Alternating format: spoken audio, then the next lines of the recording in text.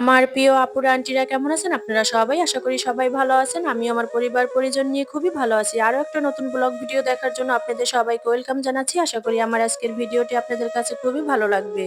তো ভিডিওটি আমি সকালে নাস্তা খেয়ে দিয়ে তারপরে ভিডিওটা অন করেছি। আপনাদের ভাইয়েরও শনিবার শুক্রবার বন্ধ থাকে।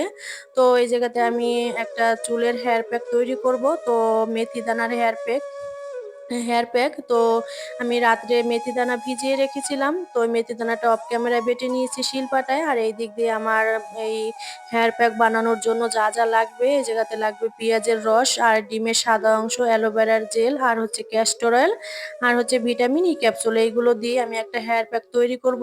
আমার অনেক চুল পড়তেছে। তো আমার বিয়ের আগে অনেক চুল ছিল মাথায়। এই বিয়ে হওয়ার পরে আমার অনেক চুল পড়তেছে। ঢাকা আসার পরে আমার মনে হয় ঢাকার জলে আমার চুলটা বেশি পড়তেছে। তো আপনাদের ভাইয়া বলে যে নারীর সৌন্দর্য হচ্ছে চুল। চুল যদি বড় হয় আর ঘন হয় দেখতে কিন্তু ভালো লাগে। তো এই দিক দিয়ে কথা বলতে বলতে আমি কিন্তু পেঁয়াজের রস বের করে পেঁয়াজের রস দিয়ে দিয়েছি। আর এই জায়গাতে আমি 2 টেবিল চামচ এই অ্যালোভেরার জেল দিয়ে দিব, বাজারের কেনা অ্যালোভেরার জেল। আর এই জায়গাতেও আমি ক্যাস্টর অয়েল দিয়ে দিব। একটা ভিডিওতে আপনাদেরকে দেখিয়েছিলাম যে আমি এই তেল বানিয়েছিলাম। তো আমি এই ক্যাস্টর অয়েলটা 2 টেবিল চামচ দিয়ে দিব। যতটুকু আছে সবটুকু দিয়ে দিব। 2 টেবিল চামচ হবে।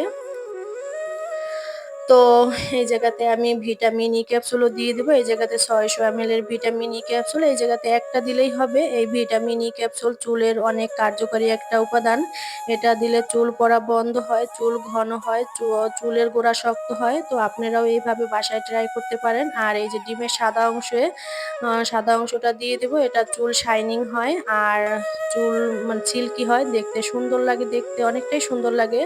তো যাদের চুল পড়ে তারা ঘরে এইভাবে ট্রাই করতে পারেন। এই হেয়ার প্যাকটা অনেকটাই কার্যকারী একটা উপাদান। আমি কিন্তু আরো 3-4 বার নিয়েছি। আমি ফলাফল অনেক ভালো পেয়েছি। আলহামদুলিল্লাহ, মানে চুল পড়া অনেকটাই বন্ধ হয়েছে। আর এই দিক দিয়ে দেখেন কথা বলতে আমি কিন্তু সব উপাদানগুলো দিয়ে এখন একটা চামিচ দিয়ে ভালো করে নেড়ে চেড়ে দেখেন ঘনত্বটা মনে হয় একটু বেশি হয়েছে, মানে ঘন হয়েছে। আমি এই জায়গাতে আর একটু জল দিয়ে দিব। এই মেথি দানার জলটা আমি ফেলবো না, এইটা আমি দিয়ে দিব। আর যতটুকু থাকবে ওটা আমি পরে মাথায় দিয়ে দিব। তো দেখেন আমি এইভাবে বানিয়ে নিয়েছি। এখন চলে এসেছি আমি ঘরে। তো ঘরে এসে আপনাদের ভাইয়াকে বললাম যে আমাকে মাথায় একটু দিয়ে দাও সুন্দর করে। তো আমার ছেলে কিন্তু পাশ দিয়ে ঘুরঘুর করতেছে। বলতেছে, "মা আমি একটু নিবো।" তো আমি বলতেছি, "বাবা আমি আগে নিয়ে নেই। আমি আজকের একটু রোদ উঠেছে। আজকে আমি ছাদে তোশকটা দিব। তো তাই আমি তাড়াতাড়ি করে আপনাদের ভাইয়াকে বললাম, "তাড়াতাড়ি করে আমাকে একটু দিয়ে দাও। আমি ছাদে তোশকটা দিয়ে আসবো।" তো আপনাদের ভাইয়া বললে যে আগে দিয়ে তো নিব, তারপরে তুমি বাদ বাকি কাজ করবা। তো আপনাদের ভাইয়া সুন্দর করে দিয়ে দিতেছে চুলের গোড়ায় গোড়ায় সব জায়গাতে, কিন্তু আপনাদের ভাইয়া দিয়ে দিতেছে।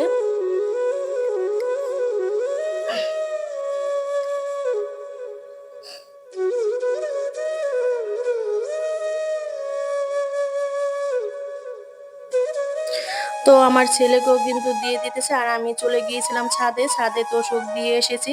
দিয়ে এসে দেখেন আমার মেয়েকেও কিন্তু জোর করে তারপরে দিয়ে দিতেছি। আমার মেয়ের পক্স উঠেছিল, অনেক পক্স উঠেছিল। আপনাদের সাথে শেয়ার করতে পারিনি, প্রায় 2-3 মাস আগের কথা।